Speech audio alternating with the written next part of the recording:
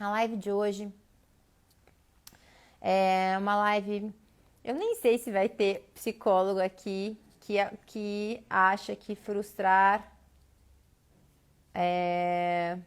tem que acontecer a frustração forçada, que o problema da geração de hoje é falta de frustração. Temos.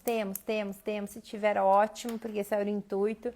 Mas eu acho que a grande maioria vem já acreditando nisso. Eu não sei, estou aqui pensando com os meus botões.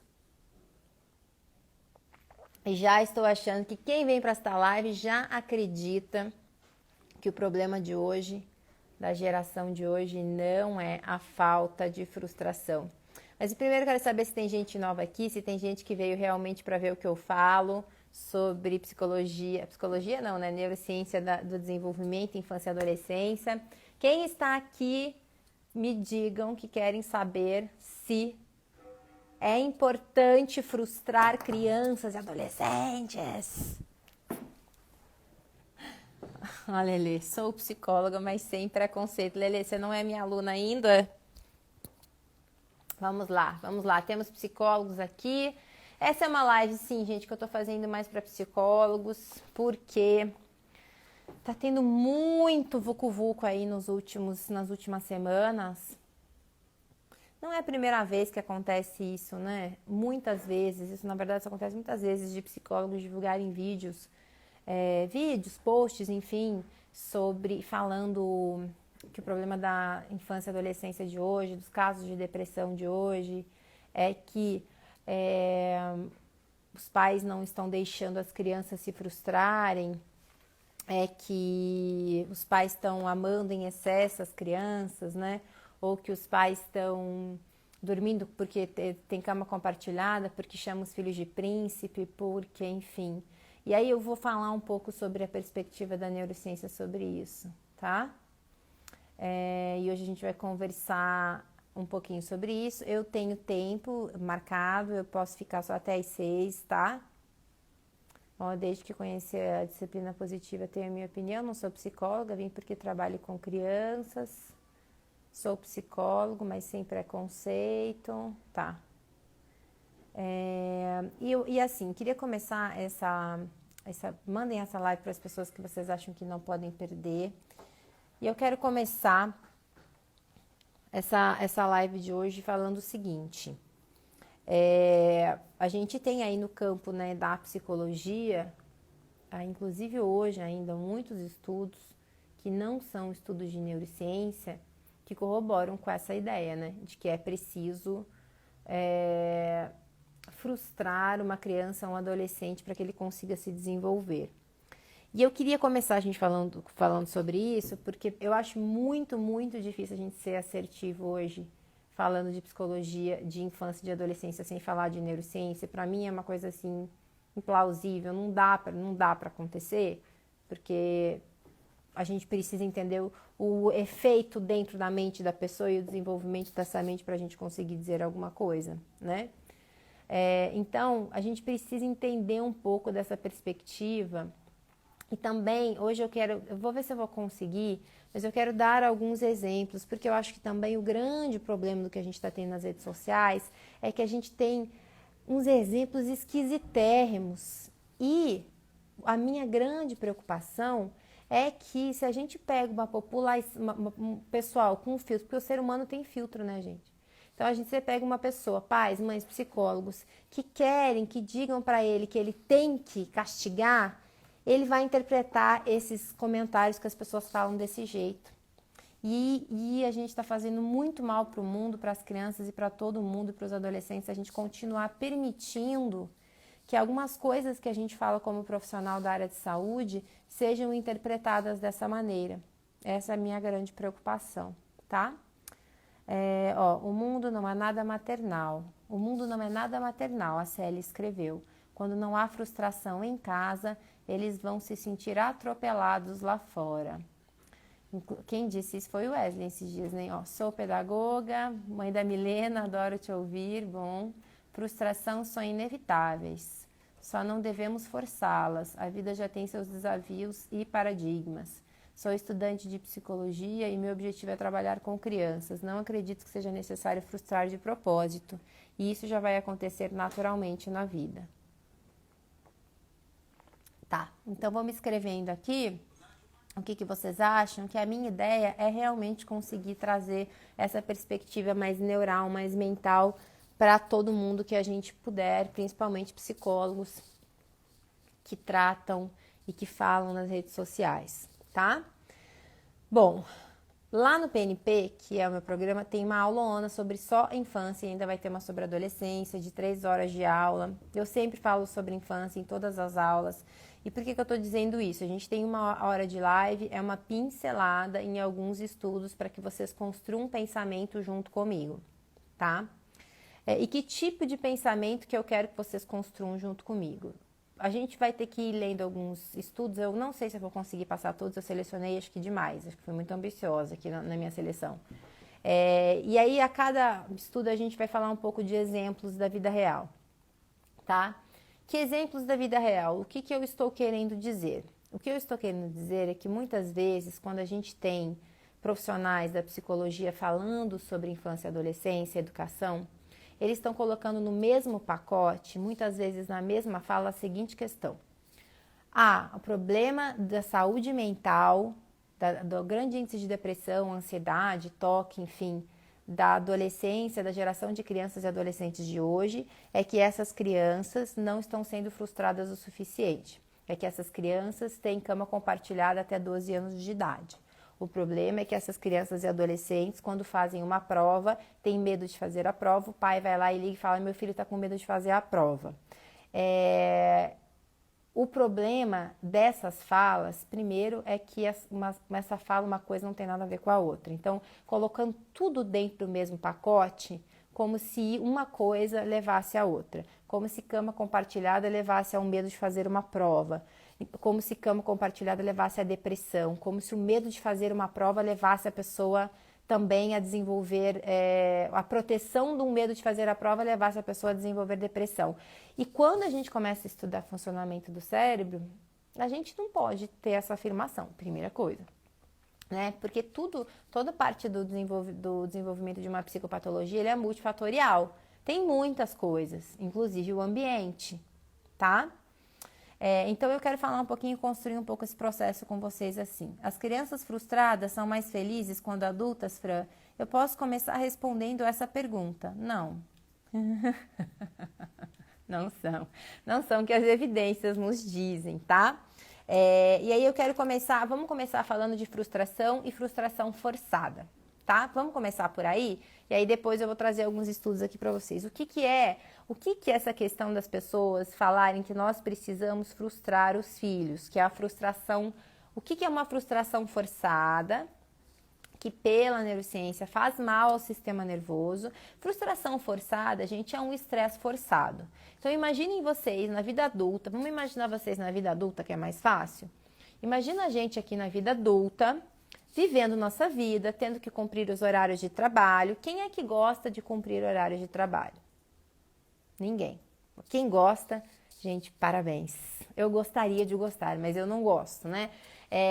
A gente fica frustrado com os horários de trabalho, frustrado que a gente tem que se alimentar saudavelmente, muitos de nós, né? Poxa, se eu pudesse, comeria comida gordurosa, gostosa o dia inteiro, mas não, tem que comer salada, tem que comer bem, dá um pouco de frustração. Não estou falando de adulto. Aí a gente vai lá, ia trabalhar hoje, fura o pneu do carro, que é uma coisa que acontece com todo mundo, fico frustrado, tem que lidar. Mando um e-mail pro meu chefe responde que aquele relatório que eu fiz está horrível, fico frustrado, coisas da vida, né? Um amigo meu não gostou do que eu falei, ficou bravo comigo, vou ficar chateado, vou ficar frustrado, certo? Isso são, na nossa vida, de adulto, estou falando de adulto, frustrações normais, né? Que vão acontecer e que a gente vai ter que aprender a lidar se a gente quiser viver bem. Porém, nem sempre a gente sabe lidar, mesmo hoje como adulto. Olha o tanto de adulto gritando no aeroporto porque o voo atrasa. Olha o tanto de gente em fila de banco falando mal de todo mundo, sendo grosso com o caixa do banco, porque o atendimento está muito devagar e ele tem um compromisso. Olha o tanto de gente bravo quando o supermercado põe um preço de um, preço de outro e a pessoa não consegue resolver. Olha o tanto de gente que quando o chefe diz alguma coisa, mesmo adulta, a pessoa vai lá e se acaba no bolo de chocolate, se acaba na cerveja no final da noite para lidar com as frustrações. Então, a primeira coisa que eu quero construir com vocês é que a nossa vida de adulto é cheia de frustrações. E nós, adultos maravilhosos, que a gente se acha maravilhoso, a gente se acha o último bolacha do pacote, não nós, porque eu sei que não é, mas assim, a gente não sabe direito lidar com as suas frustrações. Muitas vezes a gente engole, a gente bebe a frustração, a gente come, as comidas, a gente é grosso. Ou seja, não é ainda um jeito resiliente e saudável mentalmente de lidar com as frustrações. Até aqui estamos ok? Então, primeira coisa, me escreve se vocês estão ok com esse primeiro pensamento. Agora, vamos imaginar a vida de uma criança. A criança e um adolescente, eles têm o mesmo circuito de vida que nós precisamos ter, só que com um pouco menos de responsabilidade, até porque a cabeça e o cérebro deles não vai aguentar esse tanto de responsabilidade. Então, uma criança ou adolescente, eles têm que ir para a escola, eles têm que comer 3 vezes ao dia, têm que comer as comidas saudáveis que a gente manda eles comer, tem que ter aula com um professor que é chato, tem que fazer dever de casa que muitas vezes eles não gostam, preferiam estar brincando, não fazendo nada, tem que ficar em casa olhando para nossa cara, enquanto poderiam estar brincando de qualquer outra coisa que para eles seria muito mais interessante. Coisas da vida, não é verdade? Às vezes a gente não gosta de alguma coisa que ele faz e fala, pô, filho, ele fez isso, ou o mundo vai fazer, já, oh, isso aqui não tá legal, você foi, sei lá, fez uma piada que eu não gostei, enfim. A vida normal de qualquer pessoa, de uma criança inclusive, tem frustrações diárias. Uma criança, se a gente deixasse, ela ia preferir comer doce do que almoçar. Não estou generalizando. Tem criança que não, tem criança que prefere almoço, né? Mas eu tô dando exemplos assim para vocês entenderem o processo, né? Se você fala, se uma criança pudesse escolher, provavelmente ela ficaria em casa, brincando com os pais, com os colegas. Ela não iria para a escola todo dia. Ela iria de vez em quando, ela não iria sempre no mesmo horário, ela não dormiria sempre no mesmo horário, não é verdade? Porque o cérebro de uma criança, ele funciona de uma maneira imatura, no sentido de que ele não compreende regras sociais. Até 6, 7 anos, até 6. O cérebro de uma criança não está pronto para entender regras sociais. Dos 6 aos 13, mais ou menos, ele começa a entender regras sociais. Mas ainda ele não consegue regular essas frustrações da maneira que a gente quer, ele não regula impulso. A gente vai desenvolvendo regulação de impulso pouquinho a pouquinho até os 25 anos de idade, gente. A gente desenvolve regulação de impulso. Tanto que tem um monte de adulto aí que não consegue controlar impulso, não é verdade? A gente não consegue controlar, a gente come a barra de chocolate toda em vez de um pedaço só, né? A gente grita ao invés de ficar calado quando está cansado. Isso é controle de impulso e também controle de emoções, entendemos? Então, existe esse processo natural das frustrações da vida e um cérebro de uma criança até 6 anos não consegue compreender por que eu tenho que comer, ele não consegue compreender esse efeito.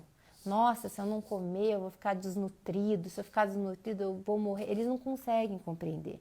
O que eles conseguem compreender, se a gente explicar muito bem explicado, é que ele precisa comer para ele ter energia, para ele poder jogar bola, para ele poder conversar, mas tem que ser uma coisa simples para aquele cérebrozinho dele ainda em desenvolvimento entender. Me digam se vocês entenderam até aqui.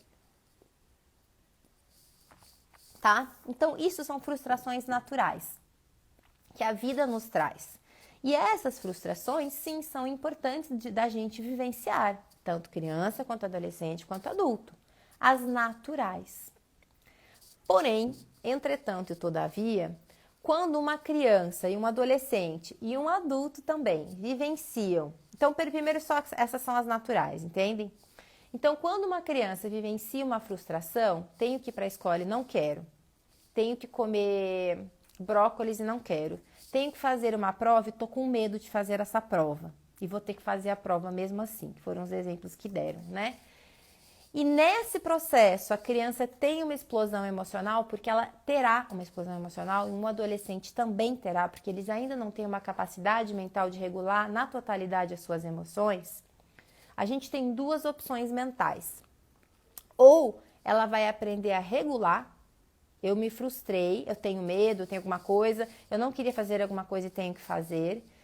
E aí ela entra em ebulição, a amígdala cerebral vai ficar superativada e ela vai se frustrar, e aí ela vai tentar buscar ajuda dos pais ou de algum cuidador no olhar, no desespero, na impulsão do comportamento, na raiva. Muitas vezes ela vai gritar porque ela não faz porque quer, né? É o cérebro dela simplesmente reagindo a um processo emocional. E aí, vamos supor que o pai ou o cuidador dizem assim: você tá com medo, vai fazer mesmo assim e ponto. Porque você precisa aprender, porque a vida é assim. Essa é a opção número 1, que muitos psicólogos por aí estão dizendo que temos que fazer. Opção número 2. Filho, é ruim mesmo, que pena que você tá com medo, mas vamos sentar aqui, do que você tá com medo? Vamos pensar, quando você tá fazendo lá a prova, você tem medo de quê? Disso. Então vamos tentar diminuir, vamos conversar, vamos fazer uns exercícios aqui para te ajudar com esse medo, vamos conversar um pouco por dia, vamos estudar mais. Eu sento com você para você estudar, para que você diminua esse medo. Olha, eu também tenho medo de prova, também não gosto de prova.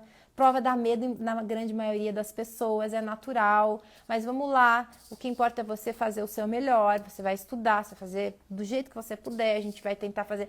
E aí eu conduzo ele para ajudá-lo na frustração natural do medo da vida. Eu não vou fazer a prova por ele, eu não vou brigar com o mundo, mas eu vou conduzir. E muitas vezes sim, eu vou ligar na escola, dependendo de como a escola é, porque se a escola é aquela que fala assim, não quero saber de criança com medo, eu vou ter que ligar e falar assim, olha, meu filho está realmente com medo de fazer essa prova, ele está em pânico, ele pensa nessa prova, ele começa a suar. Então eu estou aqui conversando com ele, mas será que um minuto antes da prova vocês poderiam fazer uma respiração com todos os alunos? Vocês poderiam acalmar os alunos só para um minuto antes da prova, porque prova faz mal para todo mundo? Entendem? Qual dessas duas opções vocês acham que vai ensinar esta criança ou este adolescente a lidar com os medos da vida? A primeira ou a segunda? Me respondam.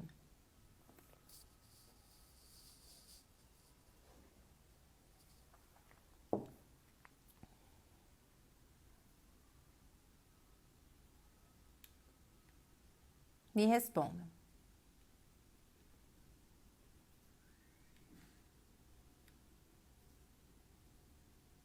A segunda. A segunda. A segunda. Até se a gente é adulto, né, gente? É a segunda. Vamos todos aqui adulto. Tem uma prova para fazer, tem uma entrevista de emprego importante. E aí eu começo a ficar nervosa e falo, não quero fazer, gente, não vou fazer. Você sabe o quanto de gente tem no consultório que tem medo de fazer as coisas que deseja, porque tem medo de falhar? Tem medo de fazer.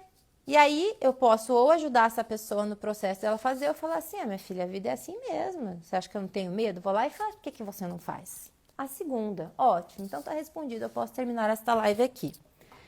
Vamos entender por que é a segunda? Isso tem a ver com...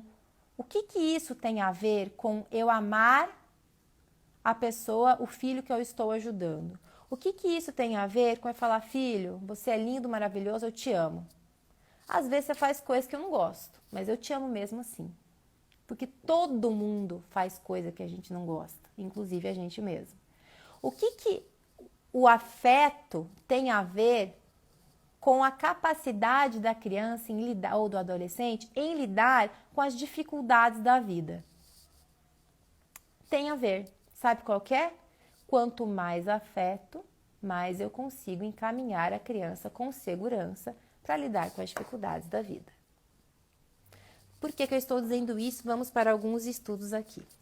Então, assim, o que a gente entende de sistema nervoso é assim, precisa de estresse para a gente viver bem?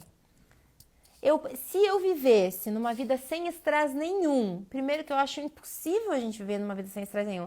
Ah, Franciele, mas e daí quando os pais super protegem?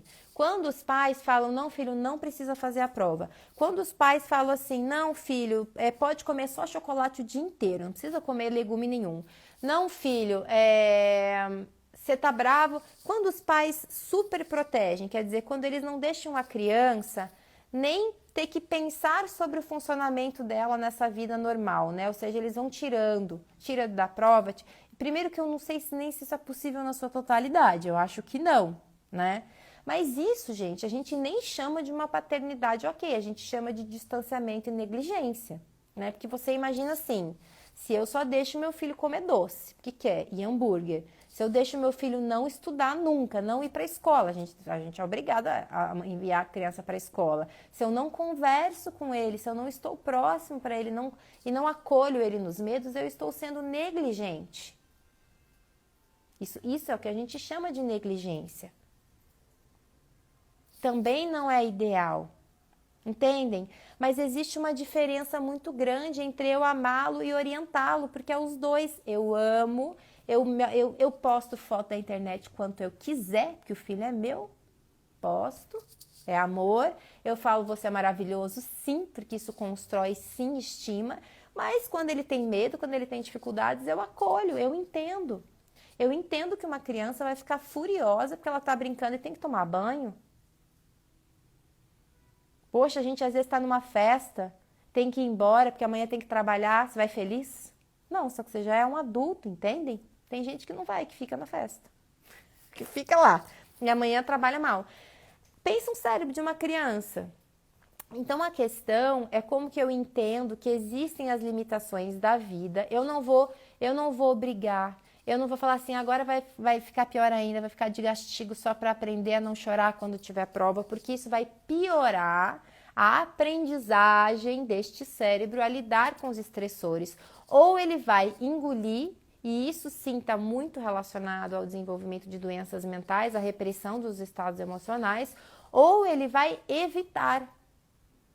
E aí ele vai ter medo da vida, evitando esse estresse que ele foi gerado tantas e tantas vezes, entendem? Estou estudando pedagogia, essa palavra é muito importante para mim, para aprender a lidar com os meus pequenos futuramente, também serve para mim, lutando cada dia comigo mesmo para vencer os meus medos. Aí a gente já começa a entender os nossos medos, entendem?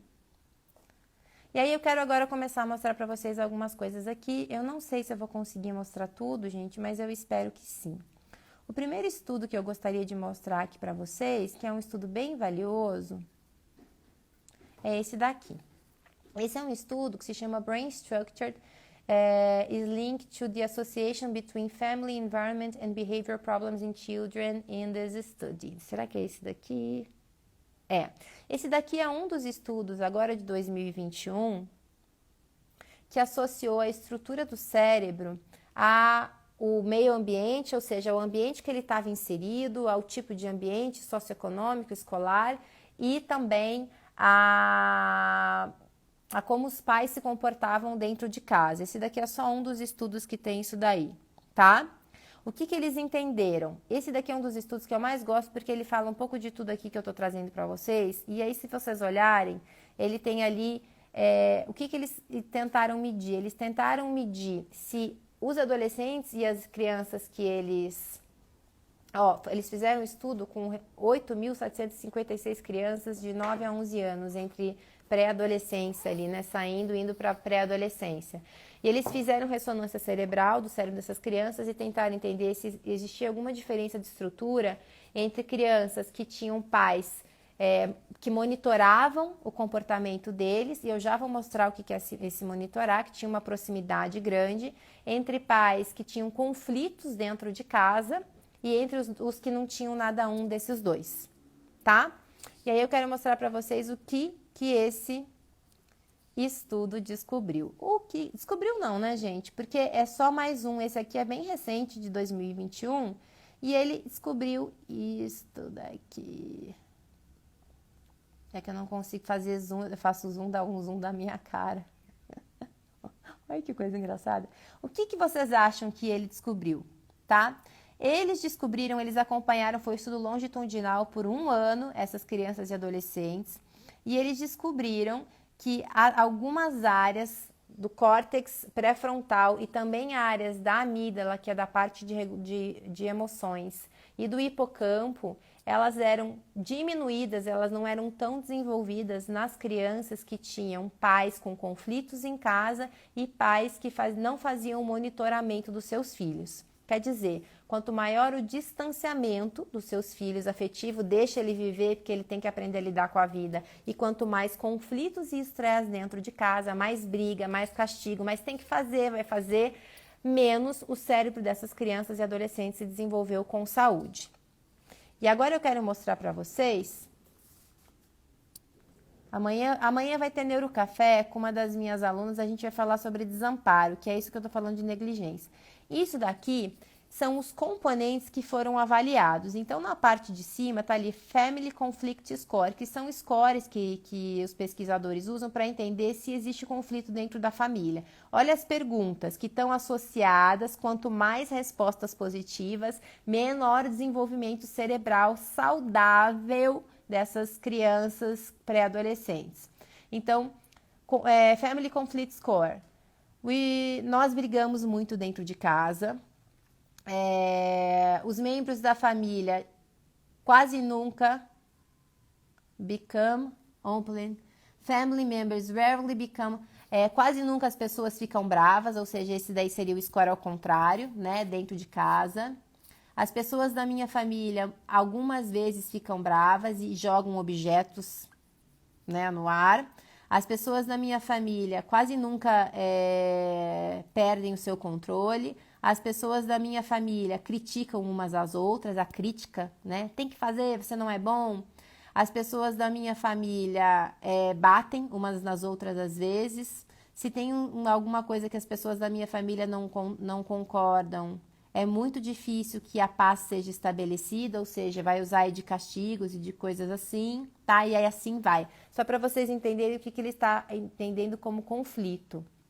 Aqui no de baixo, esse Parental Monitoring Score é o nível de monitoramento que os pais fazem com os filhos. Então, quanto mais os pais têm esse nível de monitoramento maior, mais o cérebro se desenvolveu nesse estudo de maneira saudável, tá? Com a grande maioria, óbvio, né, gente? Nunca é com todo mundo, tá? A gente sempre teremos exceções.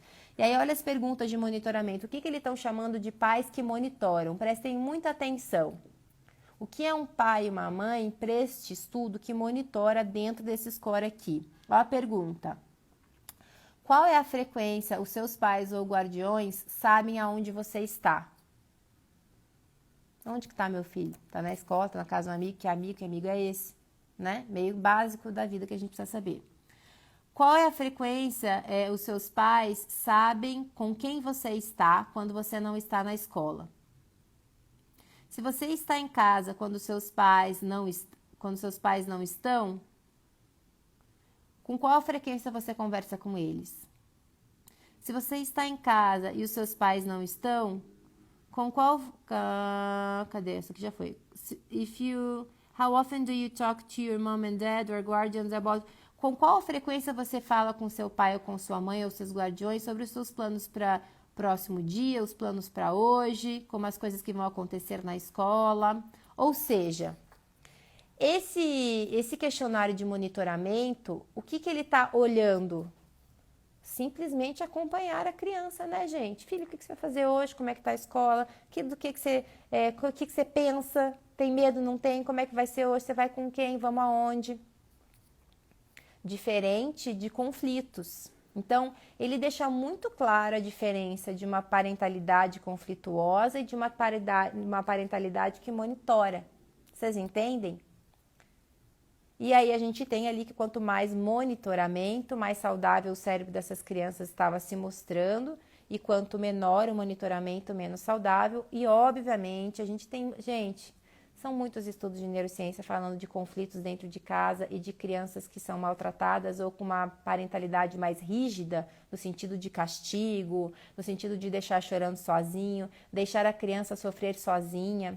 Existe uma grande diferença entre eu resolver o problema para o meu filho, deixa que eu vou lá e converso com o seu amiguinho, isso é eu resolver o problema para ele, e eu apoiá-lo no problema. Tá triste? A gente fica triste mesmo. Vamos sentar aqui, vamos tomar um sorvete. A gente tem que ensinar essas crianças e adolescentes a se regularem. E a gente não ensina a regular dando pancada nessas crianças, mental, deixando sozinho, deixando se virar sozinho. O se virar é simplesmente permitir que ele continue encarando as questões da vida, mas com um apoio. E isso se chama corregulação. E tem muitos estudos da neurociência sobre a corregulação, que eu nem trouxe eles aqui porque não ia dar tempo, que a gente começa a compreender que para uma criança e para um adolescente aprenderem a regular as emoções, eles têm que ter tido repertórios correguláveis, onde eles estiveram com alguém conseguindo se acalmar. E aí eu vou contar para vocês, e eu trouxe esse estudo aqui, que a cama compartilhada, que andaram falando por aí, está muito mais associada à regulação emocional do que à não regulação emocional. Deixa eu achar essa cama compartilhada aqui. Ai, ai, ai, minha gente. Deixa eu achar. Aqui, ó. Esse aqui é um dos estudos. Estudo de 2022. Using Complexity Science to Understand the Role of Co-Sleeping, que é a cama compartilhada, in Mother-Infant Co-Regulatory Process. O que eles têm aqui nesses estudos? Que as crianças que dormiram mais tempo em cama compartilhada conseguiam regular melhor as emoções e a mãe também do que as crianças que fizeram menos tempo de cama compartilhada. Tá? Eles não mediram, no entanto, crianças que não fizeram cama compartilhada. Beleza? Então, assim, tem estudos dizendo que com cama compartilhada faz mal? Gente, eu fui procurar e eu vou dizer para vocês o que eu achei. Eu achei um estudo medindo cama compartilhada, adolescentes com cama compartilhada, e qual que é a evidência que tem. Não é um estudo de neurociência, tá? É um estudo de psicologia e de ciência, ou seja, ele não estuda o cérebro, ele estuda questionário. Qual é a relação que tem de adolescentes que fazem cama compartilhada de 9 a 11 anos com ansiedade? Só que eles pegaram só adolescentes com ansiedade. Então, no próprio estudo ele fala, a gente não sabe o que veio antes, se foi a ansiedade ou se foi a cama compartilhada. Ou seja, é um estudo que a gente chama de furado, entendeu? E aí muitas vezes alguém pega um estudo desse e fala coisa que não deveria em relação a esse processo, tá? Aí eu queria mostrar aqui outro estudo para vocês sobre isso daqui, ó. Os mecanismos cognitivos que desenvolvem resiliência em adolescentes. O que é a resiliência? A nossa capacidade de lidar com as frustrações e as emoções de estresse da nossa vida. O que é um cérebro resiliente para a neurociência? Ele vai agir no estado emocional, ou seja, ele sente o estresse, né? Então, poxa, isso é estressante. Só que ele vai ter uma reação emocional, só que ele volta ao normal de uma maneira mais rápida. Ele não fica em ebulição o tempo todo, ele não entra em episódios de raiva, por exemplo, ou de agressividade, ele volta. Isso é resiliência, quando ele volta cada vez mais rápido para o seu estado normal, tá? E aí eles fizeram um estudo longitudinal, esse estudo também é publicado pela Cambridge University em 2020. E nesse estudo, o que eles acharam, né? Quais são os mecanismos cognitivos que desenvolvem, por assimilação, a resiliência no sistema nervoso. Então, eles acharam algumas coisas. O primeiro, eles acharam como na verdade, o único que eles acharam que tinha relação com o tamanho do sistema da amígdala e de memória. Deixa eu achar agora isso daqui para vocês. Onde é que está? Esse aqui, ó. Foi o processo de filtro de memória, de vieses de memória. Então, o que eles conseguiram entender neste estudo com as pessoas que eles estudaram, né? Que quanto mais resiliente a pessoa se demonstrava nos testes cognitivos que eles fizeram e também nos questionários, mais relação isso tinha com o desenvolvimento da amígdala cerebral maior, ou seja, o cérebro desenvolvia na sua dimensão normal, porque o nosso cérebro ele cresce, né, gente? Desde que a gente nasce até mais ou menos aí final da adolescência, entrada da vida adulta, ele cresce de tamanho, ele vai crescendo, vai tudo se desenvolvendo e junto com isso a gente vai conseguindo usar ele de uma maneira mais efetiva. A gente não nasce pronto, né? E, no entanto, não são as coisas ruins da vida que nos fazem crescer, é a vida como um todo. E quando a gente tem episódios ruins da vida sendo forçados, o cérebro vai entendendo que a vida ela funciona de uma maneira mais negativa do que positiva, que é o que a gente está chamando de um viés negativo de funcionamento. Então, esse estudo aqui, ele achou que quanto mais memórias positivas para lidar com episódios negativos a pessoa tinha, então ela estava condicionada à memória. Então, se eu sou uma pessoa que tem memórias positivas, coisas boas para lidar com episódios ruins, Eu consigo reavaliar a situação, eu consigo falar, não, mas eu tive afeto ali, vamos relacionar os estudos, né? Não, mas todas as vezes que eu tinha medo, minha mãe estava junto, meu pai estava junto, eles me davam força, eles falavam para eu ia, às vezes eu conseguia, às vezes eu não conseguia, mas também não era o fim do mundo. Isso é uma memória positiva, certo? O que é uma memória negativa de uma experiência ruim? Nossa, eu estava morrendo de medo, eu fui lá, me lasquei todo, estava sozinho e no final até consegui ir, mas eu passei muito medo, eu nunca mais quero sentir aquele medo de volta. Memória negativa. Quanto mais memórias positivas em relação a experiências negativas essas pessoas tinham, mais resiliência esses adolescentes tinham. E, obviamente, maior a autoestima deles também. O que é o contrário de que a gente tem alguns psicólogos falando por aí. A experiência da frustração, do estresse, ela não tem que ser negativa. Ela tem que ser natural, só que com apoio. Quanto mais a gente consegue ajudar a passar pelo estresse, pense na nossa vida de adulto, é a mesma coisa. Mais a gente consegue ajudar essa pessoa a desenvolver resiliência. Não são as coisas ruins da vida que nos fazem crescer, vocês estão me escrevendo, é a vida como um todo, que frase é tão assertiva, quanto a complexidade do crescer. Vocês estão entendendo? E por que eu trouxe esse estudo aqui e esses estudos e tem alguns mais, tá? Porque a nuance de... Olha o perigo de quando a gente fala assim, e eu me coloco nesse perigo também, porque eu acho que às vezes eu não dou exemplos tão assertivos quanto eles deveriam ser. Mas quando eu digo que um desenvolvimento do cérebro ele precisa de amor e de chão seguro, eu não estou dizendo que você vai dizer sim o dia inteiro para uma criança e para um adolescente, porque você dizendo sim, você vai dar chão seguro. Mas você sim vai dizer sim, eu estou aqui. Sim, eu estou aqui. Eu estou cuidando de você, eu sei para onde você vai, eu sei de onde você vem. Você não está sozinho na dor.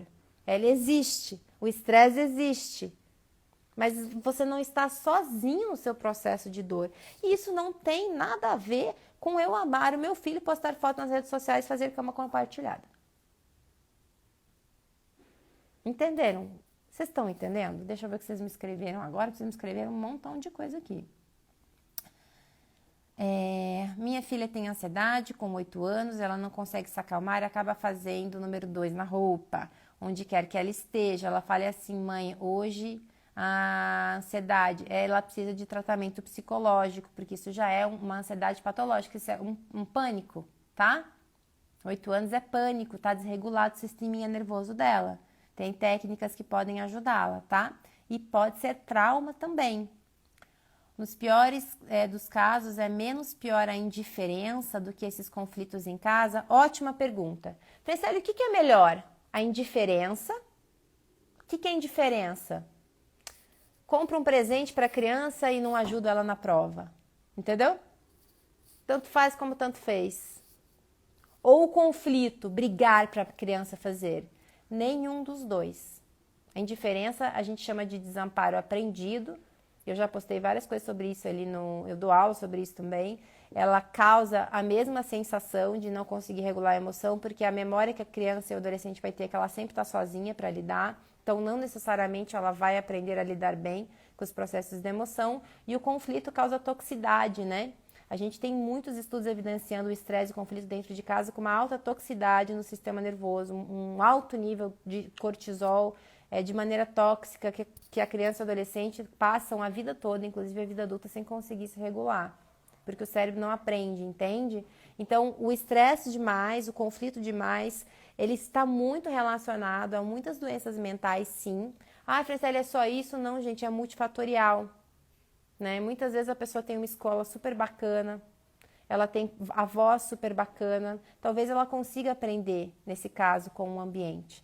Mas aí se a criança tem uma escola punitiva, uma escola que não olha para a criança, que só manda ela fazer as coisas, que não acolhe as emoções da criança, que deixa a criança chorando. Gente, esses dias me contaram uma história de uma criança que estava comendo, vomitou, ninguém vomita porque quer, ninguém. E deixaram a criança sem roupa na escola, de cueca. O que é isso, gente? Entendem aonde que nós estamos? Que mundo é esse? Ah, as crianças têm que aprender a fazer prova, não pode ter medo. Não pode ter medo de prova? Quem disse? Que estudo que está dizendo aí que ter medo de prova faz mal? Aliás, o que a gente tem é um monte de técnicas para tentar ajudar as crianças e adolescentes e adultos a regularem o medo de prova, porque todo mundo tem medo de prova. Tem um monte de adulto hoje que não faz prova porque teve medo de prova e era obrigado a fazer, vomitava na prova. Vocês entendem que é o contrário? Então a gente precisa começar a dar exemplos mais assertivos. Então, assim, amemos as crianças e adolescentes porque é de amor que o cérebro se nutre. Tem um estudo aqui só que fala sobre o amor. Então, qual caso que é pior? Indiferença ou conflito? Os dois são ruins igual, tá? Não dá. Indiferença é negligência. Precisa estar próximo, que eu estava mostrando para vocês aqui, que era o monitoramento, tá? Deixa eu ver o que mais vocês me escreveram aqui. O medo não reside em mim. Tirando o medo óbvio, aquele que nos protege de riscos, o medo comum foi substituído pela raiva. Possivelmente porque tem histórico, né? Isso é muito comum, tá? Mas dá para se sentir melhor. Viu, Henrique? Dá mesmo. Isso daí é histórico de desamparo, possivelmente. Ó, como o adulto lida com isso, Fran? Quando os pais superprotegem ansiosamente e medrosamente e o adulto não consegue se regular ou ir para a vida, fazendo terapia. Não tem outro jeito. Pior ainda a indiferença na presença. Pior ainda a indiferença na presença. Termos o nosso cuidador olhar o nosso sofrimento e deixar-nos sozinho nele. Muito pior. E daí, quais são as outras coisas que eu quero mostrar aqui para vocês que influenciam? Ó, aqui um estudo de adolescentes. Franciele, é só o comportamento dos pais? Não é só, gente. A gente tem que olhar assim, é só, ai, você deixa seu filho, sei lá, gente, você faz muito carinho no seu filho hoje, chama ele de príncipe, como eu já vi uma psiquiatra falando por aí, que esse que era o problema. Será que é esse o problema? Ou será que é porque ele come açúcar demais e desregula todo o sistema nervoso, igual isso tudo aqui está dizendo? Ou será que é porque ele vive um ambiente tóxico demais na escola? Ou será que é porque eu, como pai e mãe, vivo no celular? Era sobre essas coisas que a gente deveria estar falando, entendem? Não sobre não frustrar, sobre frustrar, deixar forçar a frustração, sobre amar demais. Nós deveríamos estar falando em não olhar o que uma criança ou adolescente precisam para se desenvolver, serem olhados. Tá aí, acabei de mostrar alguns estudos para vocês, tem muitos desses. Eles precisam de olhar, eles precisam de alguém olhando, monitorando, não brigando e castigando. Olhando e monitorando. Pode elogiar? É claro que pode elogiar. Pode elogiar. E quando você acha que não foi legal, também pode falar. Nos dois. O peso do elogio e da punição, não é punição, né? Do peso do elogio e do não elogio tem que ser o mesmo. Porque se eu nunca sou elogiado, o que eu aprendi da vida? Que só quando eu faço coisa ruim que olham pra mim. Tem que ser os dois, gente. A gente não precisaria ter que ficar medindo, eu não posso elogiar demais que eu vou estragar meu filho. Claro que pode. Constrói a autoestima dessa criança, desse adolescente, elogia, diz o que ele faz bem, mas quando ele não fizer algo bem, também diz com a mesma naturalidade. Não com castigo, não com briga. Nossa, filho, isso aqui não ficou legal, não. Isso aqui tá ótimo. Isso aqui não. E ok. Não gostei que você falou. Eu sei, eu também não gosto quando falam que eu faço uma coisa ruim. Quem é que gosta, gente? Mas tudo bem, filha, é assim mesmo na vida, deixa eu te dar um beijo aqui. Tá tudo certo não fazer alguma coisa ruim. Mas eu não gosto, então que você quer melhorar isso? Então vamos melhorar isso. Se essa coisa ruim aí tá ruim, que é ruim demais, vamos melhorar. Como que a gente vai fazer para melhorar? Vamos pensar aqui. O que você acha? E a gente ensina a criança a pensar junto. Entendem o processo? A gente ensina esse sistema nervoso a funcionar numa vida, podendo pensar sobre a vida. E não assim, estressando com a vida o tempo todo, com medo de ter estresse o tempo todo, em evitação. O que é a ansiedade generalizada pelos estudos da neurociência? É um cérebro que ele evita a dor da perda, do erro. Me digam por que o cérebro começa a evitar a dor da perda e do erro? Porque nunca vivenciou a perda e o erro? Porque não aprendeu a lidar de maneira boa com a perda e com o erro. Era sempre difícil, entende? Esse é o processo. Ó, ainda se tiram fotografias com painel dizendo: foi o primeiro dia de escola e não chorei aqui em Portugal. Aqui também fazem isso. Aqui eu erro na hora de acolher a emoção. Quando é uma emoção desagradável, eu já tento mudar o foco antes de entender, ouvir e acolher. Tem um estudo aqui que eu trouxe, de adolescentes, inclusive, deixa eu ver se eu acho ele aqui, que distração, ela não funciona tanto aqui. Acho que é esse aqui mesmo, ó. Que distração não funciona tanto para a regulação emocional de adolescentes. O que mais funciona é ajudar ele no acolhimento do processo emocional, tá? É um estudo só, porém, tá? Assim, não é quando é um estudo só, foi o primeiro que eu li sobre a questão da distração não funcionar. Mas a gente primeiro valida. Primeiro valido. Por quê? Porque todo mundo tem direito de ficar bravo, estressado e triste, gente. A gente normaliza a emoção. A gente não evita que a criança fique triste, que o adolescente fique triste, que a gente fique triste, mas a gente normaliza e acolhe, porque dói. Você não me deixou ir na casa do meu amigo, poxa, filho, não deixei mesmo, e acho que se fosse eu ia ficar brava igual. Entendo que você quer ir lá. Entendo que a sua cabecinha não consegue entender o medo que eu tenho de você ir lá e o perigo que isso tem. Ela vai ficar brava um tempo.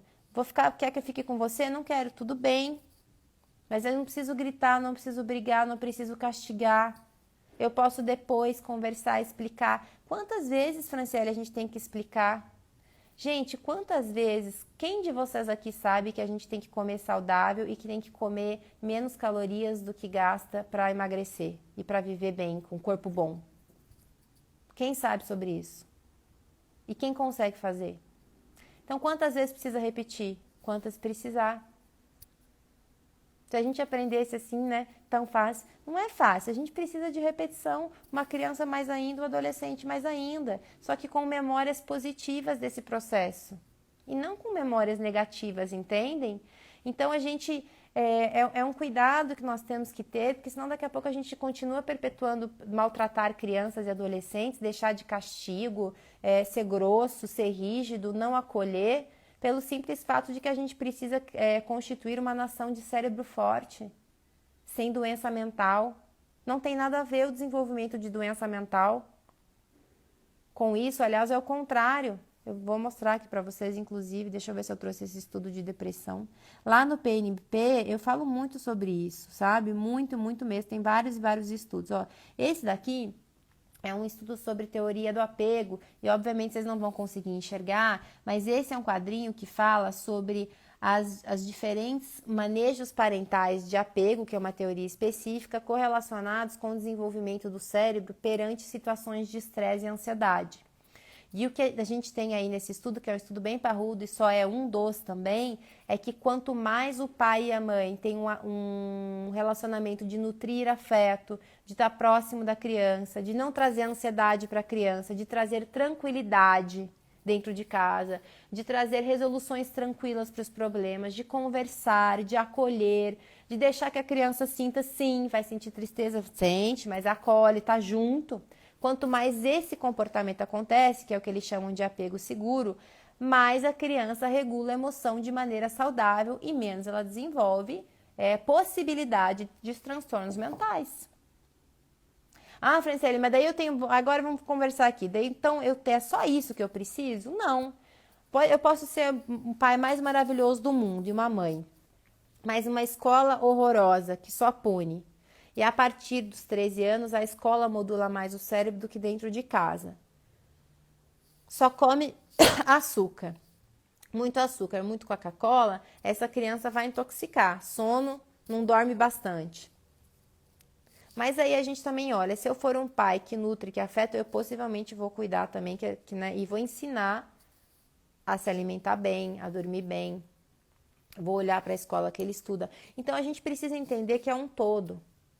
Mas, Franciele, se eu der muito afeto para o meu filho e ficar do lado dele nas situações difíceis e ajudá-lo a lidar com as situações, veja, eu não vou resolver para ele, mas eu vou ajudá-lo, estou do lado, estou junto, vou abraçar se ele quiser. O que vai acontecer com ele quando ele for para os desafios da vida? Vai acontecer que a possibilidade dele lidar é muito maior. Que é o que esse estudo aqui está dizendo. É isso que vai acontecer. Deixa eu ver um outro estudo aqui que eu separei para vocês. Vocês estão entendendo? Eu já tenho que acabar essa live aqui, porque minha babá vai embora, gente. Aqui, ó.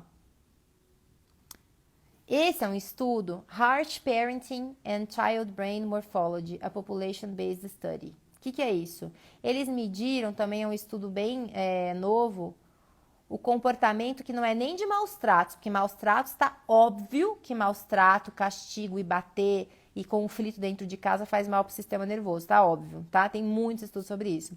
Mas o harsh parenting é uma parentalidade um pouco mais rígida, de controle, de muito controle, tem que fazer assim, tem que fazer assado, tem que ser do meu jeito. O quanto que isso tem impacto na morfologia do cérebro das crianças e adolescentes. Foi um estudo que eles fizeram também com mais de 1.000 crianças, se não me engano, aqui ó, 2.410 crianças, é um estudo de 3 anos de idade. E o que eles acharam nesse estudo? Que sim, essa parentalidade mais rígida, mais difícil, aonde eles acharam mais indicativo de morfologia do cérebro é que ela está totalmente conectada às memórias e à amígdala cerebral menos desenvolvida. Então, tem um efeito negativo no desenvolvimento da saúde mental. Então, não tem nada a ver com as crianças e adolescentes de hoje estão mais depressivas porque os pais não frustram essas crianças. Ah, Fesseli, mas não foi isso que eu quis dizer. Então, a gente tem que dizer certo. A gente tem que começar a dizer assim, ó, olha, uma coisa é eu não deixar o meu filho passar pelas frustrações da vida. Eu não permitir. Não querer que ele passe. A gente não quer, né? Outra coisa é isso acontecer e eu estar junto com ele. E eu ajudá-lo com carinho, com afeto. É muito diferente a fala, entende? A primeira fala gera raiva. As pessoas começam a maltratar os filhos dentro de casa, gente. As pessoas já fazem isso há muitos anos. A gente está perpetuando algo que não deveríamos perpetuar como área da saúde. Entendem? Começa a ficar braba aqui quando eu falo. Deixa eu me regular. Deixa eu ler o que vocês estão escrevendo. As emoções nos permitem conectar com a vida. Elas existem e coexistem. Medo, raiva, inveja é isso mesmo, tá? Quando negamos ou evitamos, trata-se de um mecanismo que aprendemos para sobreviver. Quando os progenitores forem idosos, eles saberão que tiveram um lar harmonioso, que soube acolher. Fran, qual site de artigo brasileiro seguro você indica? Ai, Fabi, eu não uso site de artigo brasileiro. Eu tenho essa... Como eu fiz o meu mestrado todo fora, eu uso direto o estrangeiro. Eu nem pesquiso em português. E não é porque não tem, é um costume mesmo, é um hábito, tá? Eu uso só... Mas eu uso o Google Scholar, ele é bom, você pode usar porque ele tem no Brasil. O da APA, que tem numa parte brasileira. Mas assim, a maioria não é feito aqui, né? Tem poucos que são feitos aqui. Vocês entenderam, gente? Então eu queria que vocês resumissem pra mim o que deu pra entender através dessa live de hoje. Eu queria que vocês entendessem a nuance do processo, sabe? Essa nuance desses estudos, desse desenvolvimento do cérebro. Do cuidado que a gente precisa ter. Me escrevam aqui o que foi possível entender. Que eu vou resumir. O desenvolvimento de uma mente saudável, a depressão, a ansiedade, os problemas psicopatológicos da infância e da adolescência estão muito mais relacionados à falta de olhar dos pais, à falta de estar junto, de monitorar, de ter presente na vida dos filhos, do que a cama compartilhada e a frustrar essas crianças quando não precisa. Vocês entenderam isso?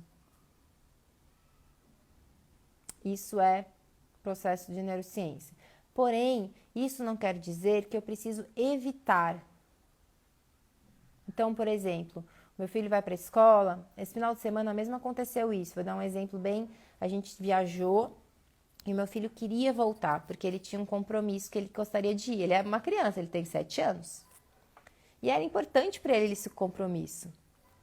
E eu precisava ficar lá, por mim, por questões pessoais, só que a gente já tinha combinado de voltar. E a gente chegou e eu falei assim, puxa, eu vou precisar ficar. Ele ficou super triste. Eu falei, filho, você quer voltar? Você volta. Então, assim, era muito importante para mim. Mais do que o compromisso dele, a gente ficou. Mas eu falei, você quer voltar com a sua avó? Você volta, mas eu, se fosse você, ficaria. E a gente foi conversando com ele, mas a gente deixou ele escolher. Sobre escolher sempre a família, sobre a importância de estar com a gente, e ele ficou tranquilo. Então, assim, não é deixar tudo, não é fazer tudo, mas, poxa, se a gente pudesse voltar, eu voltaria só para ele no compromisso dele? Claro que eu voltaria, porque é importante para ele também. A vida da criança é importante, não é só as nossas prioridades de adulto que são importantes, né? Brincar para uma criança é tão importante quanto para a gente poder assistir um filme e trabalhar. É importantíssimo para uma criança poder brincar, entendem? Deixa eu ver o que vocês escreveram. Cama compartilhada é ruim? Não é ruim, Michele, não é ruim, é o contrário, tá? Precisamos quebrar esse ciclo de violência e indiferença que atrapalha o desenvolvimento das crianças. Ótimo que deu para entender isso. O amor sempre vence. Aposte no amor e no acolhimento, não se importe com a opinião dos outros. Isso daí, que a frustração vai acontecer, mas devemos estar ao lado para acolher a dor da frustração, que às vezes será inevitável. É isso mesmo, tá, gente? É isso mesmo que eu quis dizer, que eu mostrei com evidências específicas, poucas evidências, porém evidências que vocês já conseguem ir montando esse quebra-cabeça na mente de vocês, tá? O mundo não dá voz às crianças, não dá e a gente precisa dar, né? Isso é olhar, né? É escutar, olhar, entender, acolher. E quando eu digo acolher é isso, é dar voz às crianças, né? Poder entender o que ela está sentindo, por que ela está sentindo. E eu vou dizer mais uma coisa.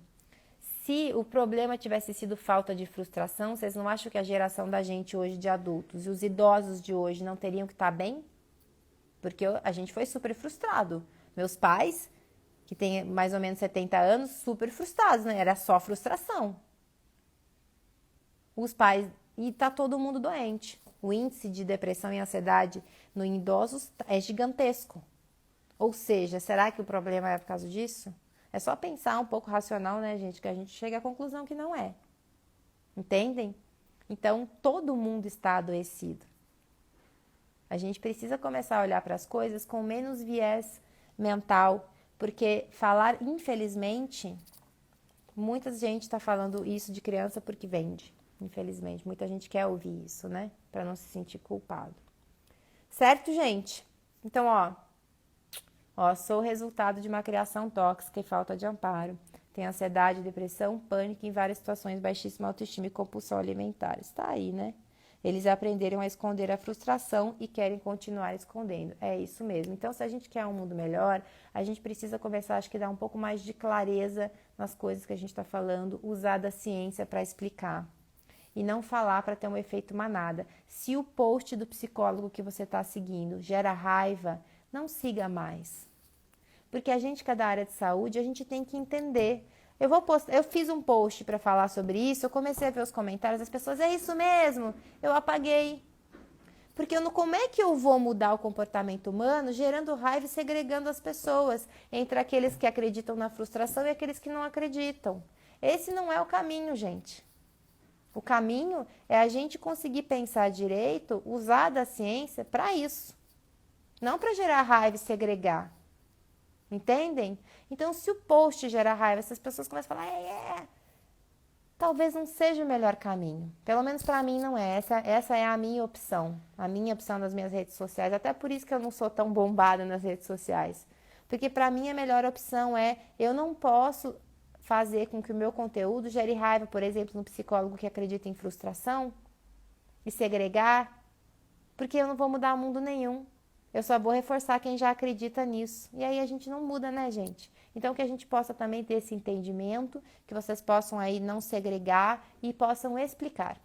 Esse é o processo, foi por isso que eu fiz essa live, é por isso que eu trabalho todos os dias, é por isso que eu faço tudo que eu faço, porque a gente precisa ter um caminho mais saudável de construir entendimento. E não é segregando e deixando as pessoas polarizadas, tá? Então, um grande beijo para vocês. Vou te carregar para a reunião de escola. Beijo para vocês. Amanhã, às 7 horas da manhã, tem Neurocafé com a psicóloga e a gente vai falar sobre tratamento de desamparo aprendido. A Neurocafé não fica gravado. 7 horas da manhã, espero vocês lá. Tchau.